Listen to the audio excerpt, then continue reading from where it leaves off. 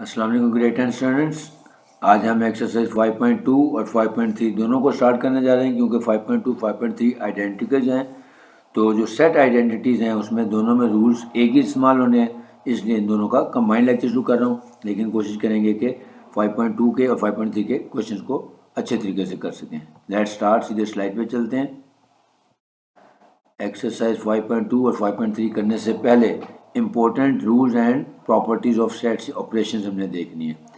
Commutative property A intersection B is equal to B intersection A and A union B is equal to B union, यानी अगर दो disjoint sets हों तो उसका अगर हम इंटरसेक्शन लेंगे या ओवरलैपिंग सेट में हो तो ए इंटरसेक्शन बी और बी इंटरसेक्शन ए दोनों इक्वल होंगे, यानी पहले ए और बी का ले लें या बी और ए का ले लें, सेम आएगा।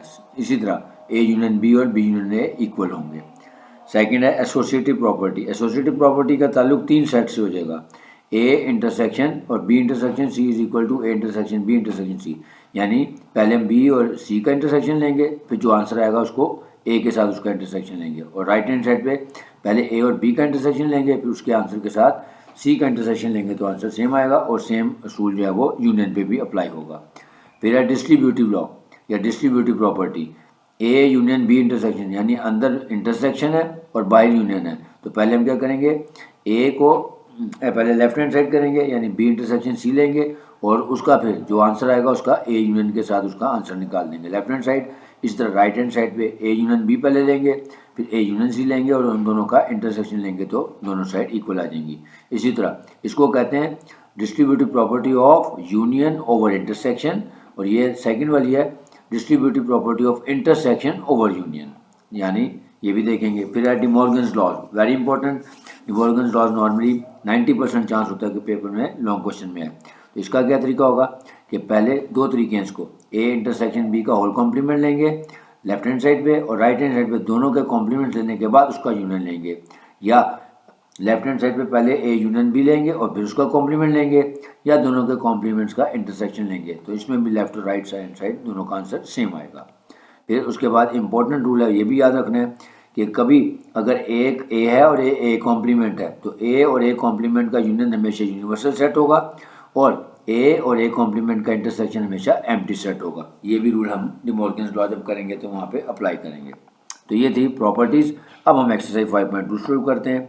क्वेश्चन नंबर 1 ये रहा आपके सामने, if x is equal to 1 3 5 7 and so on to 19, यानी ऑड नंबर्स हैं 19 तक, and y is equal to 0 2 4 6 8, यानी 0 के साथ इवन नंबर्स हैं 20 तक, और z का भी फार्मूला हमें सेट दिया हुआ है 2 3 5 7, यानी ये प्राइम नंबर्स हैं अप टू 23।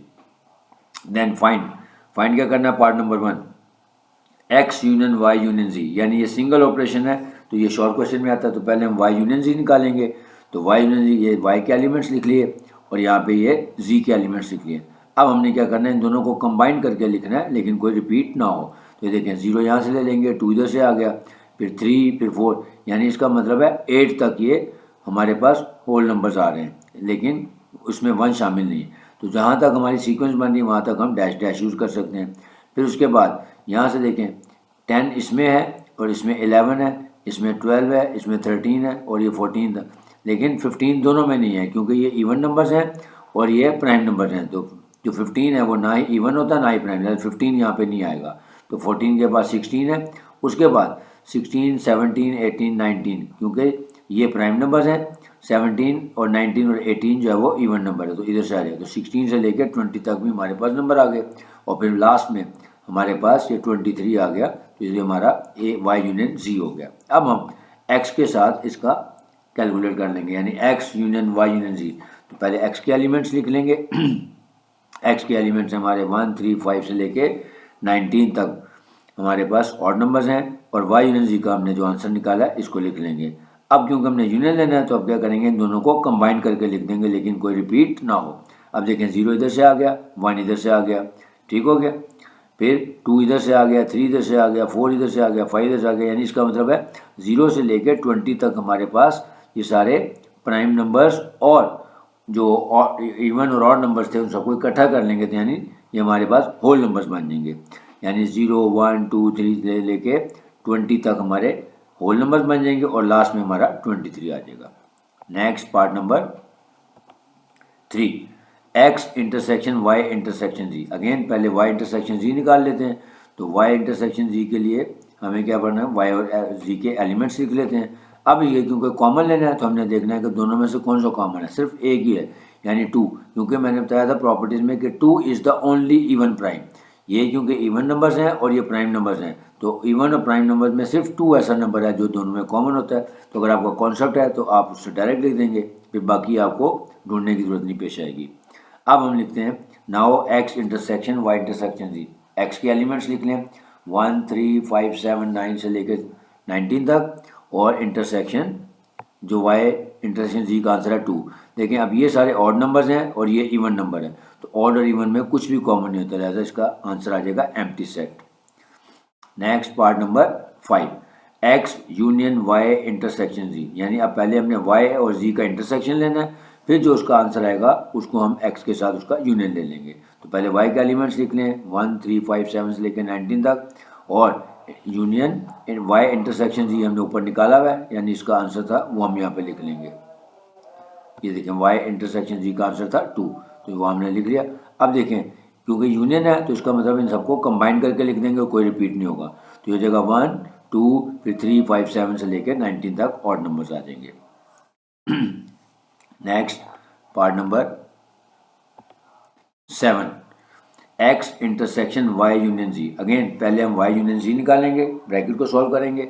जब हमारे पास वाई यूनियन जी का आंसर आ जाएगा तो फिर उस आंसर को एक्स के साथ उसका इंटरसेक्शन ले लेंगे। तो वाई के एलिमेंट्स हैं हमारे 0 2 4 6 से लेकर 20 तक, और जी के हमारे एलिमेंट्स हैं 2 3 5 7 से लेकर 11 से लेकर 23 तक, यानी प्राइम नंबर्स आ गए। अब इन दोनों को कंबाइन करके लिख देंगे। तो 0 2 3 4 से लेकर 8 तक हमारे सीक्वेंस में आ रहे हैं, फिर 10 और 11 आ रहा है, फिर 12 13 14, यानी 11 इधर से आ जाएगा प्राइम नंबर से, और 10 इधर से आ जाएगा, फिर 12 भी इधर से आ जाएगा, एंड सो ऑन 14 तक। लेकिन 15 अगेन दोनों में नहीं है, लिहाजा उसको नहीं लेंगे। फिर 16 17 से लेकर 20 तक है, और फिर 23। ये हमने पहले आंसर निकाला हुआ भी है, वो भी यूज़ कर सकते हैं। अब हम इसका इंटरसेक्शन ले लेते हैं। सो एक्स इंटरसेक्शन वाई यूनियन जी। तो एक्स के एलिमेंट्स लिखें 1 3 5 7 से लेकर 19 तक, और फिर वाई यूनियन जी का आंसर हमने लिख लिया। अब हमने सिर्फ लेने कॉमन सेक्शन। तो कॉमन एलिमेंट्स हम दोनों में से देख लेते हैं क्या है। देखें ये क्योंकि ऑड नंबर्स हैं और ये इधर हमारे पास मिक्स नंबर्स दिए हुए हैं, कुछ इवन भी हैं ऑड भी सारे हैं, तो हम देखेंगे जो दोनों में कंबाइंड में कॉमन होंगे। देखें 3 इधर भी है, 3 इधर भी है, फिर इसी तरह 5 इधर भी है, 5 इधर भी है, क्योंकि ये 8 तक हमारे पास 3 5 7 तीनों इसमें आ जाएंगे। लेकिन उसके बाद यहाँ पे सारे ऑड नंबर्स हैं और ये आगे होल नंबर्स हैं या कंपोजिट नंबर्स हैं, तो हमने इसमें से सिर्फ वो नंबर उठाने हैं जो दोनों में कॉमन होंगे। तो वो आ जाएगा 13 17 और 19, क्योंकि ये ऑड भी हैं और ये प्राइम भी हैं। तो ऑड और प्राइम में कॉमन क्या होता है, जो दोनों में 13 17 और 19 आ जाएगा। तो ये था हमारा पार्ट नंबर 7। नेक्स्ट